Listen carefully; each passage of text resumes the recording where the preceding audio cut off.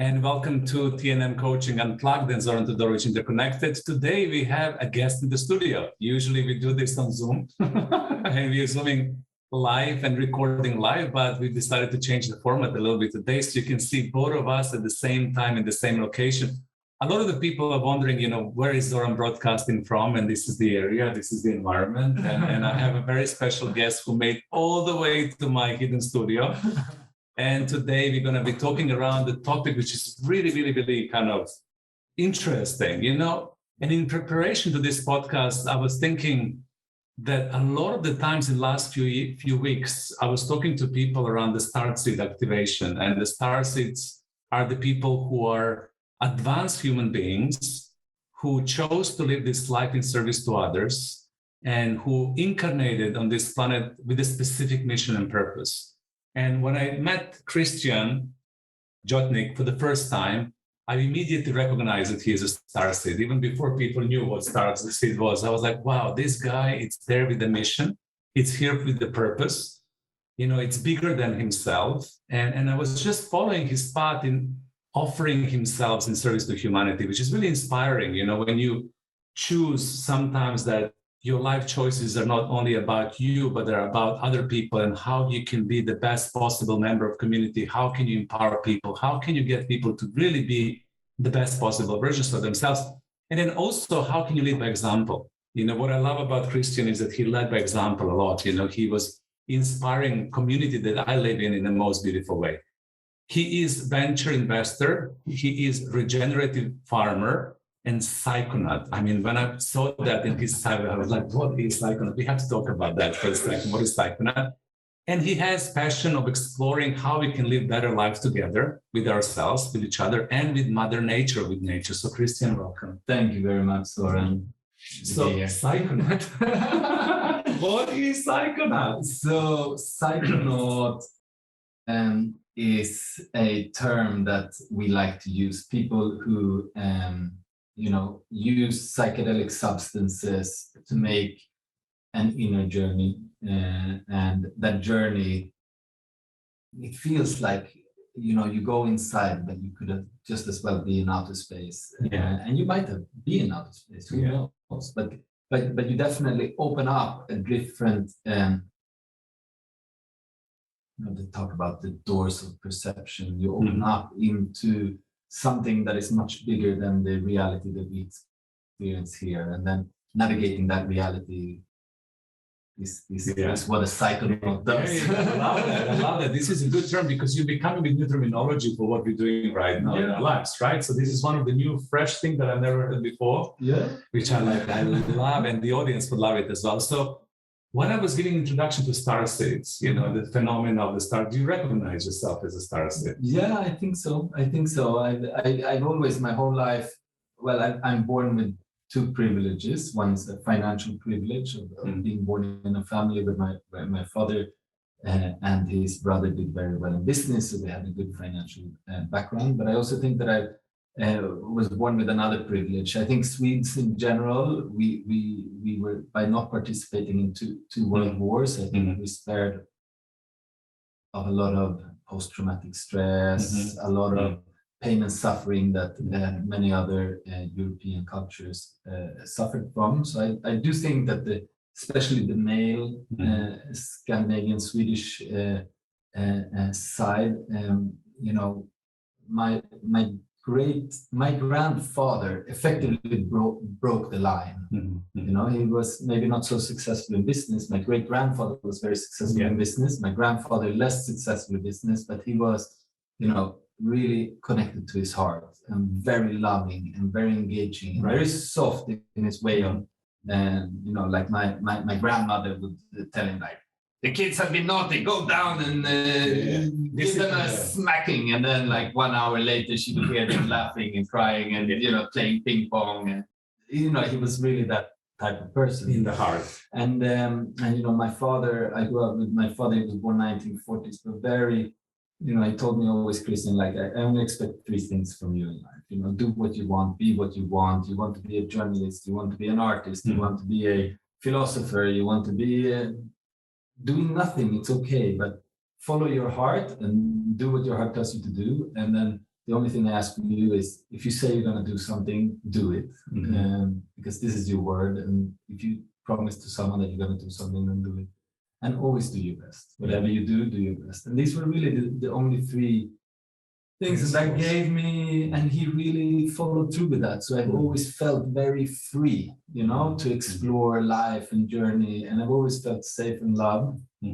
But then early on in my childhood, I got in touch with a lot of classmates and friends, and I could see, the suffering, and we have a lot of suffering in our family as well. And this kind of like the human condition has always interested me. I've always become friends of the people that were bullied, but also the people that bully, because it's the same. It's the same dynamics. It's the same dynamics. So I from a very young age, I've really been interested in this and connecting with that, and realized that somehow I can sit with someone and listen to a horrible, tragic story and be really in the moment, taking all of it in, but I can also let go of it very quickly. It doesn't stay with me. It doesn't weigh me down. And somehow... You are definitely a Starseed. Because the Starseed, they have a capacity to be empathic, and compassionate without absorbing everything, because they have advanced energetic skills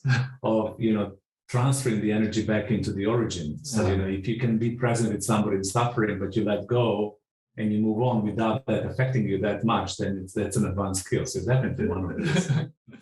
Yeah, and obviously I've done a lot of work on myself, trying to. When I was 16, I read this simple but brilliant little book called The Tao Pru about Taoism, and it just really gave me some very simple practical tools that I've implemented since then, and also teach me how to kind of disconnect my emotional states from what's happening around me, to really create this. What it's really about is cultivating this inner garden. This place, the outer garden, you can never affect the outer garden. The outer garden is the whole world and reality that we live in. And there's thousands and millions of different variables that constantly change, and you cannot control all of these variables, but you can cultivate your inner garden, and it's always a place that you can go to and you can find peace and calm, and that helps you deal with the outer garden. So if you did not have, pain, I mean, everybody has pain, but if you didn't have that big challenge in your life, what inspired you to kind of get into the personal journey and cultivate your inner garden? And the reason why I'm asking is because in personal development industry, a lot of the people go through, tough times to wake up. Yeah. And a lot of the people have to experience some kind of dark night of the soul, or something that is really challenging them relationship-wise, financially, work-wise, and then there is an awakening as a result of that. So what was your entry point into the awakening and actually starting to work with yourself? Was it natural from the get-go, or you had a situation? No, there was no big situation. I think it is partly is this maybe this guilt of privilege, feeling that I've got so much for free, so I need to make myself available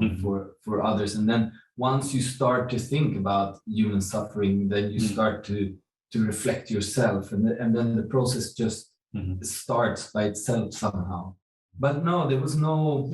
I mean, it came later in life. I had a very difficult 10 years. My mother and my father separated, and my mother went through a very difficult period, and.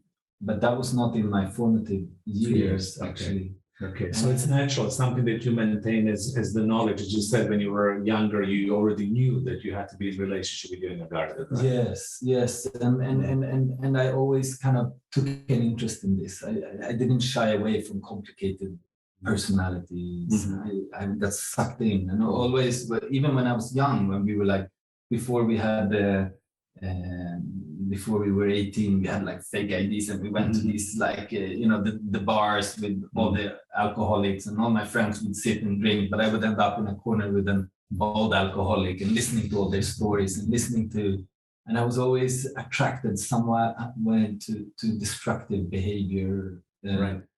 A little bit intrigued by it, but also curious to understand it. Like, where does this destructive behavior come from, and what's the roots of it, and how can you help people to overcome them and to expand and to. So human conditioning, in a way, was a topic of your curiosity, how we turn out to be who we are, and what are the behaviors that sometimes you can see in others, and that curiosity is there. Yeah, and how can we overcome them and expand and grow and flourish. I love this term, flourishing.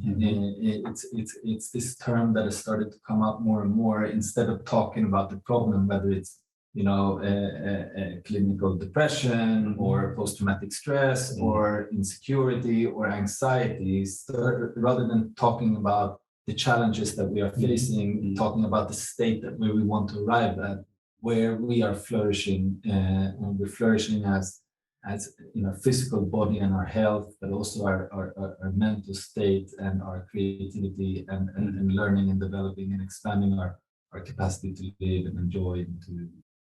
So I love this term, flourishing. And it really goes well with the coaching methodology, because in the personal development industry, we always put the emphasis onto the state that we want to achieve, right? Yes. Instead of giving energy to the problem, because by the notion of giving energy, the problem intensifies, because what you give your energy grows, right? Yes. So there's a shift in the mindset when you define the state. And then in that state, you give the energy, how do you really want to be, how do you want to feel, and who do you want to become? Yes. So the whole thing about flourishing and putting the emphasis of that is really, really important shift in the energetic perception of ourselves. And I also do believe that this is what we really need our times now collectively. We have been quite aware of the direction we're heading in for quite some time now. And the data has been clear for quite some time now. And obviously we keep getting amazed by the speed and the scope of the negative impacts of our civilization on the environment. But I really think it's so important now that things are getting darker and things are getting scarier and things are becoming more imminent. We need to stay in the light, and we need to have the capacity and the courage and the energy to dream and to picture where we want to be, not just being scared or angry or frustrated at the state of how things are being. And this is our dear friend Amit. He always speaks about this. I love the way he says it's like the greatest force in the universe is attraction. It's the attraction of masculine and feminine, the plus and the minus that creates life. It's the process of evolution, and it all starts with attraction, not with fear. And this is really what I'm trying to do with myself, is to every day have a morning practice that brings me back, take out all my fears, all my anxiety, and bring in all the trust, so that I can believe in the future I want to see in this world, and to really stay in that place and to help manifest. So in your regenerating or attending to your inner garden, so you mentioned already one practice. So every morning, what do you do? So I started with something called 5 Tibetans, which was 5 things that you do in 21 repetitions. And then slowly I expanded from that. I brought in some yoga, I brought in some qigong, and then I brought in some meditation, and really trying to feel in my body what is it that I need. And now I have a process of about 20 minutes, which involves all of these things. And every practice is connected to the breath. So through these 20 minutes, really breathing slowly and in a constant rhythm to activate, the oxygen supply in the body. And then to finish off with the meditation, which I wish was longer and more focused. But 20 minutes is great. 20 minutes is fantastic. You live a busy life, and sometimes people always think, oh my God, these practices they have to take for a long time. In your format, 20 minutes is something that sets up your day, and it really benefits you. And I think it's important for audience also to understand what is the benefit in having this ritual. Yeah, and I think for me, I went through about 1.5 years ago, me and my life partner, we decided to separate, and it really shook my whole world, and it's like a bomb goes off, and you have this sound in your ears, like, and the dust has not settled, and you don't know what's left and what's gone, because it affects every aspect of your life. And it's so easy to go into this state of fear, like, oh, what if we can't become friends? What if we can't collaborate around the kids? What if she wants to move? What if this happens? What if that happens? There's just an endless stream of things that could go wrong, and you just need to. And for me, it just really helped to every morning bring myself back to myself, make sure that I have a calm in the garden that I can rest into, and that I can, visualize, where I want us to be, and stay focused on the positivity and the optimism, so I can manifest that in our relationship. Because if you've been together for 12 years, it's because deep down you have a profound appreciation and love for each other, and you just always come back to that place, and through that shape your reality. But really to have that space every day where you can come back to yourself and visualize. I mean, there's a reason why every religion has an element of prayer, and the prayer is never about repeating all the things that scares you, but it's to pray for everything that you want to see for yourself and for your family and for your community and in the world.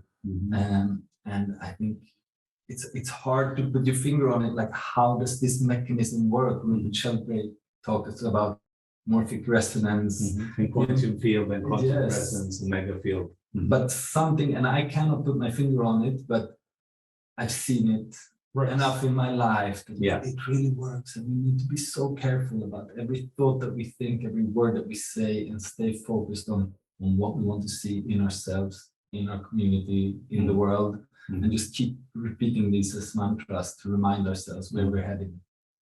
So you see that the current affairs in the personal development industry, it's exactly where you are at, because a lot of the people are talking to the Starseed's core mission is to maintain the positive timeline. So there is always different timelines. It depends where your mind goes and where your emotion goes when your fear is guiding you. And people can sit down and create a very negative timelines based on the concerns, fears, and worries, and then give them energy by thinking about them repetitively, become obsessive about it, and then eventually what happens is they manifest, right? So what you're saying right now for all of us as a true Starseed, the emphasis is on maintaining the positive timeline. And you doing that by connecting to yourself, really clearing yourself up to your practices, and then keep on choosing that positive timeline and holding that absolute highest frequency, so to say. Yes, exactly. Great.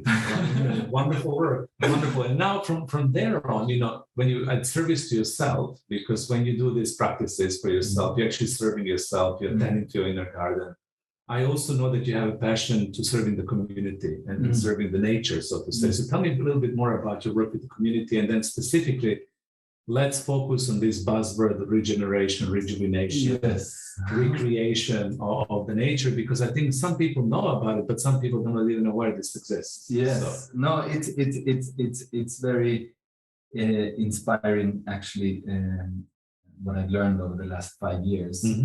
I had a profound experience in a ceremony which really brought me back to nature, brought me back into the forest. And I grew up in Sweden, so we play a lot in nature, we spend a lot of time in nature. So nature is a place I'm very comfortable with, but it's always been this place I go to, like I go into a house, or I go into a shopping mall, I go into the forest. And then in this ceremony, I realized, like, wow, the forest is, it's a community of living beings. Every tree, every bush, every plant has a spirit, and this has now been scientifically proven through some Canadian studies that managed to measure the connectivity between trees and bushes and plants through the root system, connected by mycelium, communicating with each other, transmitting nutrients to each other, collectively coordinating to fight disease.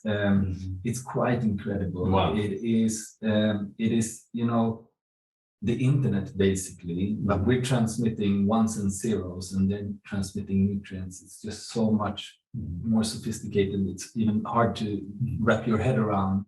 But I was sitting there and I put my hands on the ground and I could really feel this connection. And it's like, wow, this is the life force, and this is what's inside of us, and this is what's inside of everything that is living. And this is where we are from. And this is what we depend on to live.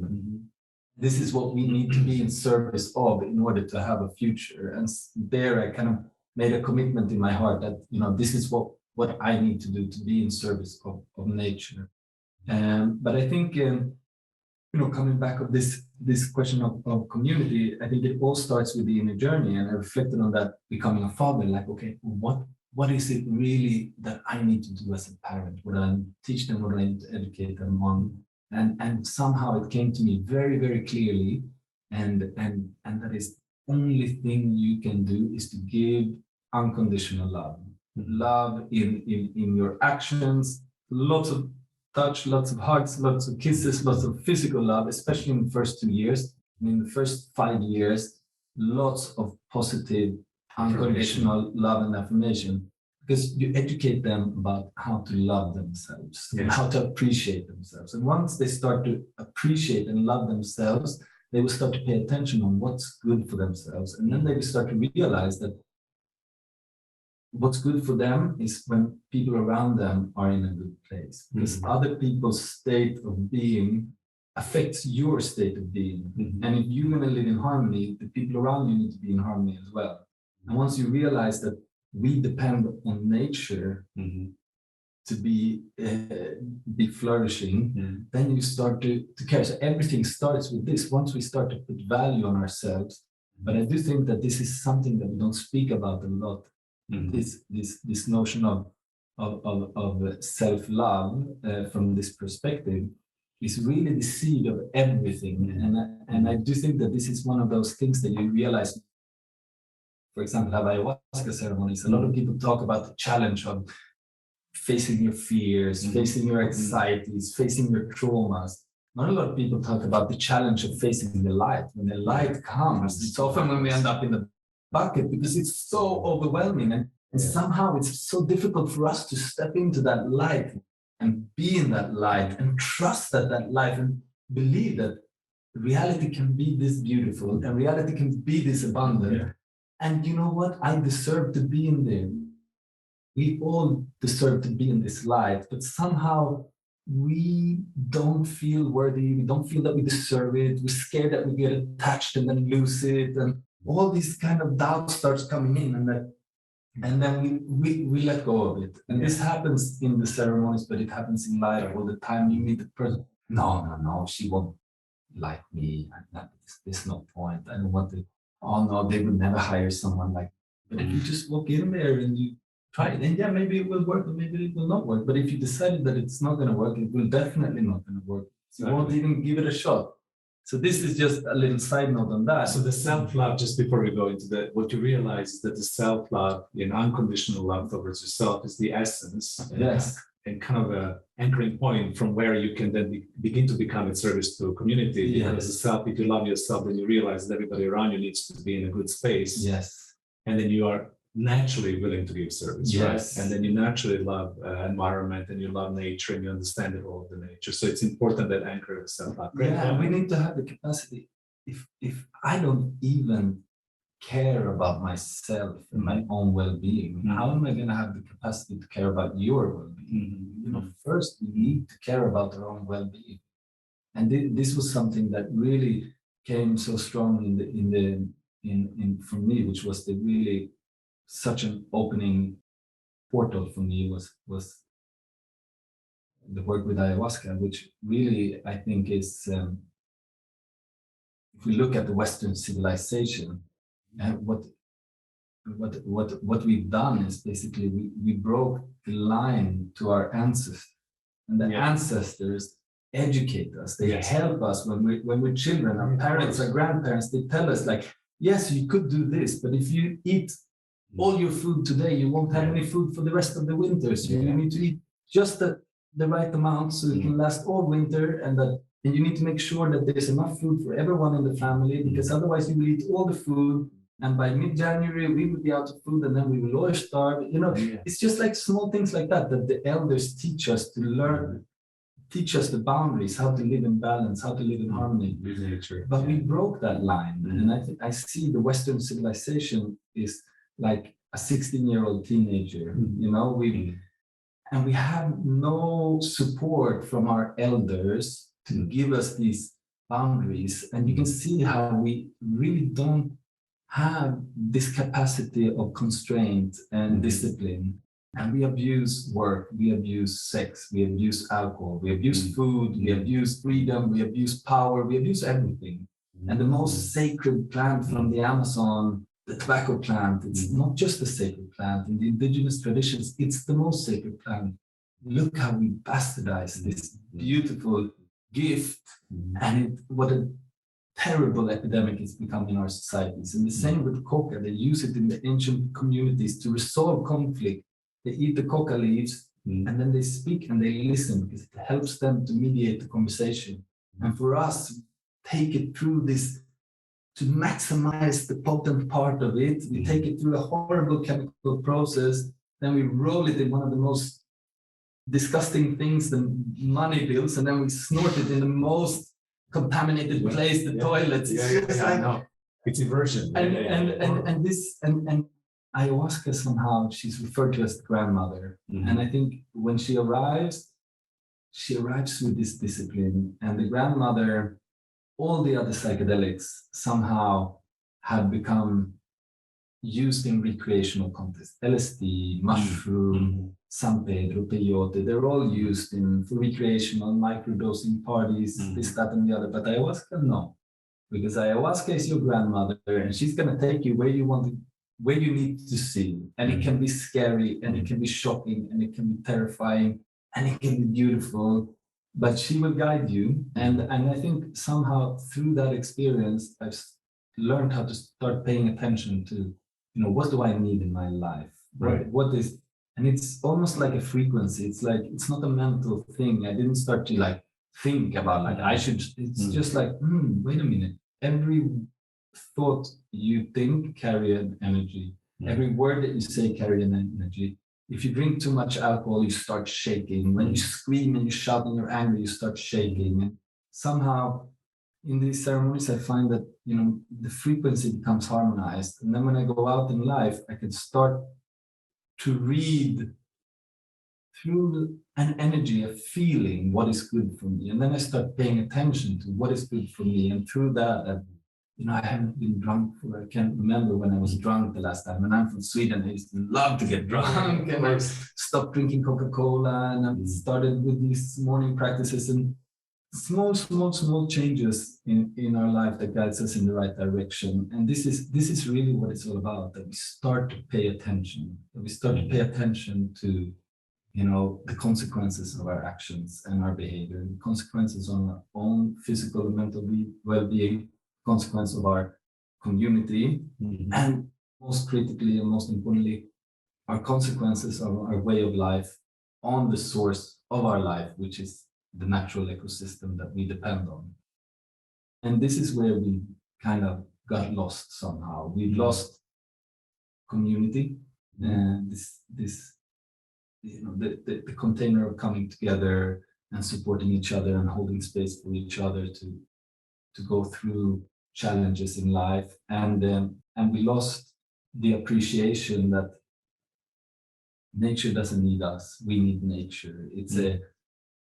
And everything that we do, everything that we consume, have a supply chain that starts, of course, in nature. Everything we have comes from nature, and what we need to do now is to follow these supply chains of everything that we consume back to the root, and then we need to look at what is the consequence of the ecosystem from this supply chain?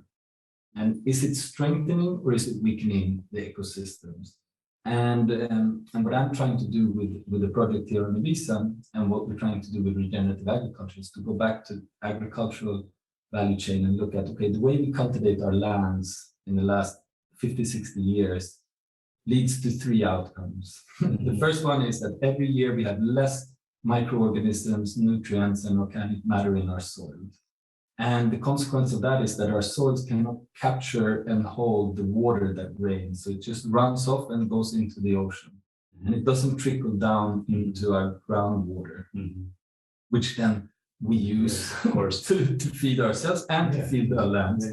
And it reduces the green cover and the habitat for insect populations. And insect populations is the foundation of the ecosystem. So we're starting to see rapid decline in soil health, water levels, and most critically insect populations, which then leads to bird populations, which then leads to the whole ecosystem health. And when I started this journey, it was not, I hadn't read about regenerative agriculture and came to validate the assumptions. It was just an exploratory journey. But what I see now, 5 years in, which is so inspiring and so encouraging, is that number one, it works. That's great. And number two, there is a way, and the Amazon, it's now been proven, it's not an isolated occurrence. The Amazon is the greatest garden of mankind. It's been evolved through the relationship of indigenous communities that have created this abundance. And we can create this abundance. We can create almost anything we want if we just decide that this is what we're optimizing.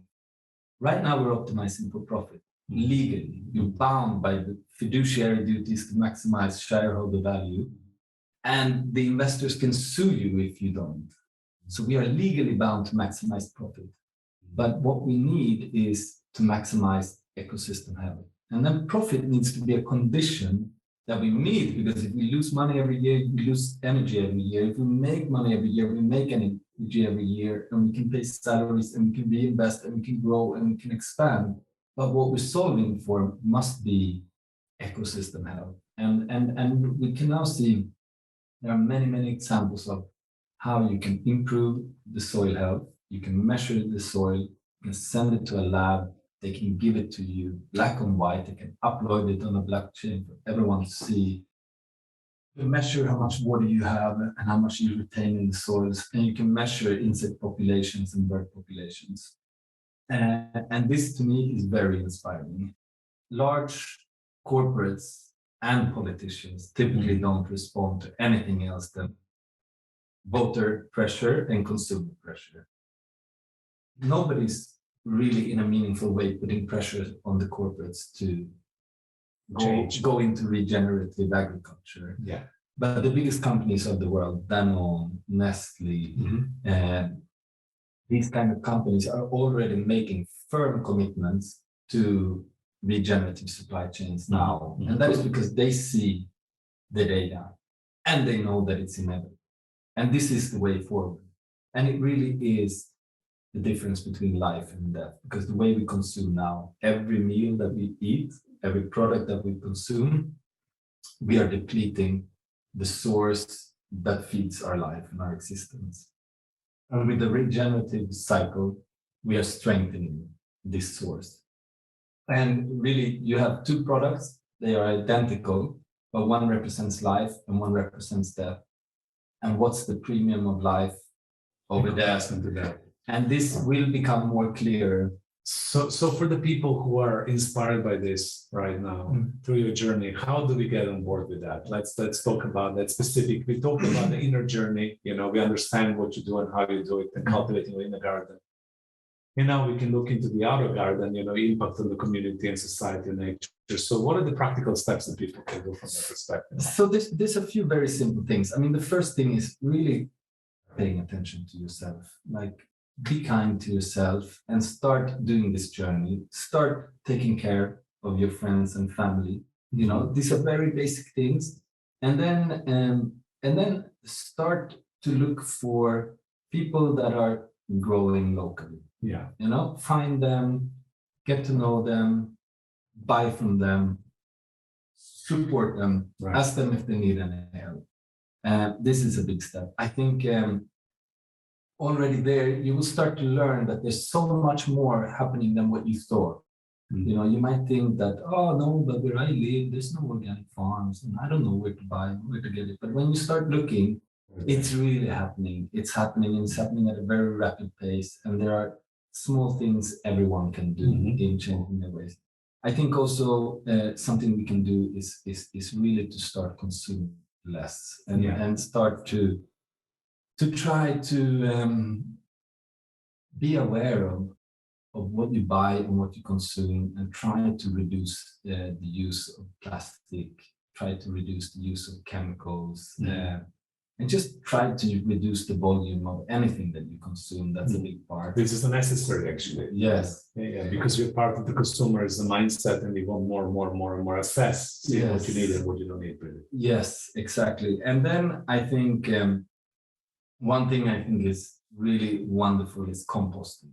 To find a way to compost. It is really simple. There's an organization called makesoil.org. They're on Ibiza now. We're preparing a little community composting as a showcase. It's going to come out very soon. And, it's very simple stuff, and just separate your organic waste, put it in a little wooden box, fill with some, some mulch material, and just see it transform into soil, and then just throw it under your flowers in your garden. And this is a big step. And yeah, I think at the end of the day, it really all starts with the inner work. And I think we cannot underestimate the value of every single small change that you make in your life makes a huge difference, way beyond the impact in your life. And I don't know how to explain it, but it's just so critically important that everyone start doing that and finding ways to enjoy themselves together with friends. I think what I've discovered also in this journey is, it never used to be agriculture and prayer and celebration. It used to just be life. You work the land because this is what you do to feed yourself and stay alive. And you didn't pray because you wanted a happy life and a happy wife or apologize for your sins. And you prayed for the conditions of the forces that you can't affect to be what they need to be in order to bring you the beauty and bounty that each season can offer you. And when the harvest came, we worked together, we harvest, and then we celebrated. But we celebrated the labor, we celebrated the community, we celebrated life, that we're gonna live another winter, and the energy that you get when you come together like that is incredible. But now the life we're living is agriculture is an industry, religion is an industry, and entertainment is an industry. And because entertainment has no context, no meaning, no purpose, we need to have spectacular shows with great choreographies, and we need to drink lots of alcohol and take lots of drugs, just feel something. Yeah, just to feel something, exactly. And I think one thing that, we do very well in this community here on Ibiza is that people make an effort to do nice things together. To really it's simple stuff. Just say hey, on Saturday, everyone, let's get together. Everyone cooks something. Everyone brings something. Bring your kids. Just being together. Small things like this helps us to restore this community well-being. And just doing something together where everyone feels that they're part of creating something nice. And you will see that just coming together with a few friends and the families and just eat some food, drink 2-3 glasses of wine is sometimes more rewarding than the best party or the best concert or the best celebration you've ever been to. It's this small little nurturing the garden of our lives. Yeah, beautiful. Nurturing of the gardens of our lives. We're coming closer for the end of our podcast. We can talk forever. So how do you see the future if you're the keeper of the positive timeline? So let's say that is one of your core purposes, that you can see what's necessary right now to be done. And one of the things is rejuvenation of soil and us really getting in relationship with this, because we really need to honor Mother Earth and we need to sustain. I was at the Kogi's tribe teaching the other day, and they said, here in the business, what they said, there is a difference between how we live our life and how you live our life. And how we live our life is that we live with nature and you live off nature. They told us, you're like exactly what you said, you're like little spoiled children that are pulling the mommy all the time, give me, give me, give me. So Yes. you live off nature because you don't understand that nature is one of you and you need to be in relationship to live with. Yeah. So I think what you're saying to us is also that we need to learn how to live with nature. And one of the pathways to that is being mindful, rejuvenating nature, composting, getting in relationship, consuming less, understanding the supply chain. What is really happening is beneficial to us, is taking away from the source of the depleting. So all of that is absolutely beautiful. I'm so grateful that you're doing all of that, inspiring a lot of people to be doing it. So what's future? How do you see the future if we kind of maintain this positive timeline? So let's forget about Doom City, because a lot of the people nowadays in different podcasts would inspire people to listen by conditioning them to become afraid of the possible bad future that might happen in order for people to do the good deeds, right? So sometimes if this is a conditioning, if you don't do this horrible thing will happen and then you're going to cease to exist. So if we leave this aside and we just focus on positive, so how do you see future if we maintain this positive timeline of our relationship when we live with ourselves and we live with nature? So I think that the first thing, I'll just give you a little picture of, like, I have American family, we have relatives in America, and we regularly get on a Zoom, and all of us, and we talk, and our American side, we have, you know, liberals in Boston, and then we have conservatives in California. And, you know, we avoid all the political topics because we love each other and we just want to keep a good vibe. So it's very sweet. But at one point I came onto one of these Zooms and I started talking about what we're doing here, regenerative agriculture. And then Irene, who's my relative in California, is a full Trumper, and her and her husband patrols the border to Mexico and the whole package, you know, like all in MAGA. And then she was like, oh, wow, yes, I remember when I was young, and, you know, the fields were so green and there was animals and I saw this little farm and it looked so beautiful. And you know, this is what inspires me. Like, the regeneration movement is really a big tent movement that I think can inspire everyone. Because if we go deep, everybody have this appreciation for nature. Everybody loves to see a beautiful sunset or a sunrise. Everyone feels something when they see a beautiful flower, and if they're able to be present enough. And I think that the beauty of nature is what can attract us to do the right thing. And I think we need to create systems that make it fun and engaging and profitable and easy to do the right thing, you know? Easy to do the right thing. I love it. Abundant and easy to do the right thing. Absolutely. And I think for me, it's really about, you know, a big part of it is infrastructure. So what we're trying to do here is we need to go from large scale focused monoculture farms to small scale diversified regenerative farms, where we effectively, with the process is what the colleagues described, how we take. How do we give back? We feed the soil. We feed the soil, the soil feeds the plants, the plants feeds the animals feed us, or the plants feed us. This is the cycle. Yes. And if we respect this cycle and we feed the soil, then we're feeding ourselves and we're feeding the system that we are part of. So this is really, it's all about, soon we will launch something called the Soil Lovers Club. So once a month we get people together to talk about soil and regeneration. And this is what it's all about, like feeding the soil.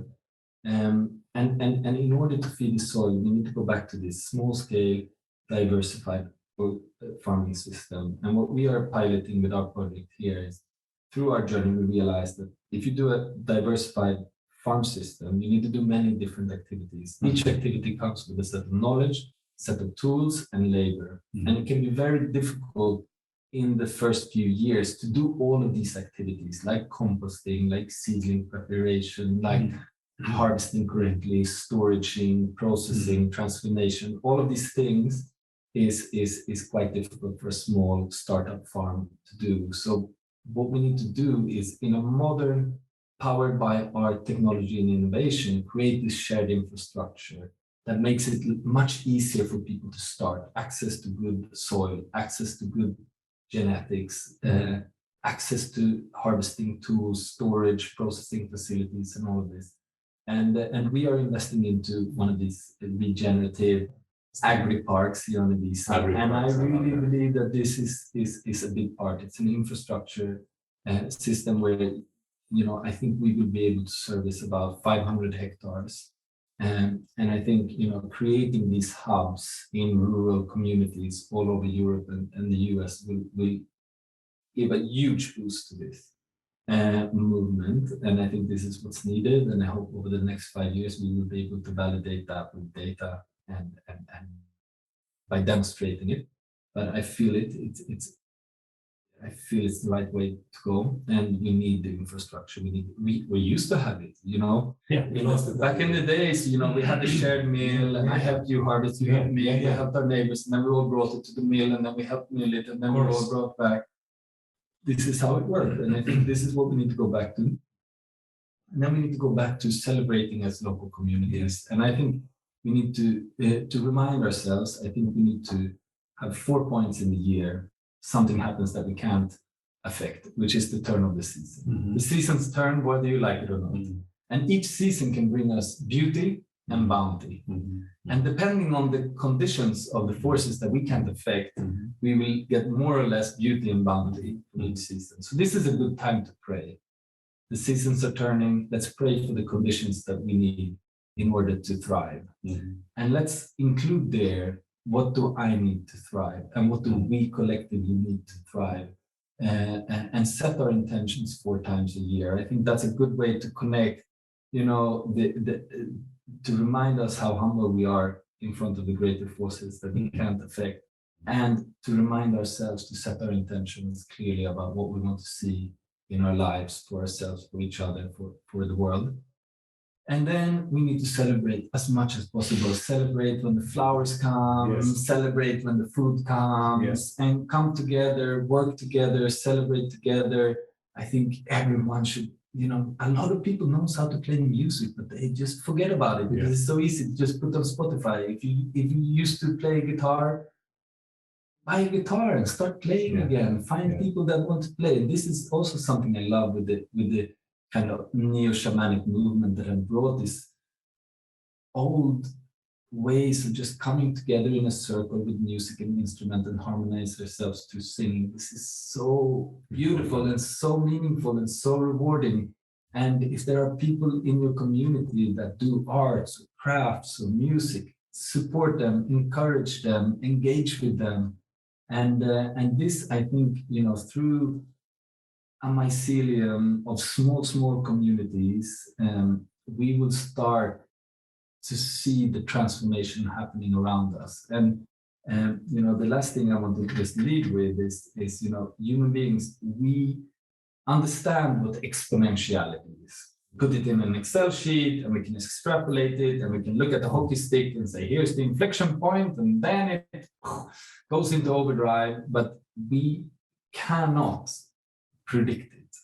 For every major technology that arrived in humanity, we overestimated in the short term and we underestimated in the long term. Mm-hmm. And what we've been doing is underestimating the destructive consequences of our existing systems. And now we have hit the inflection. And now it's becoming overwhelming because we could not see how devastating it could have been. Everyone knew that it was problematic, but now we realize, crap, we are really bad. But we are in another phase, in the resistance, in the answer to this, which is the kind of ecosystem health-driven solutions. This is not something that started now. It started in the 60s, in the 70s. Rudolf Steiner has talked about this for years.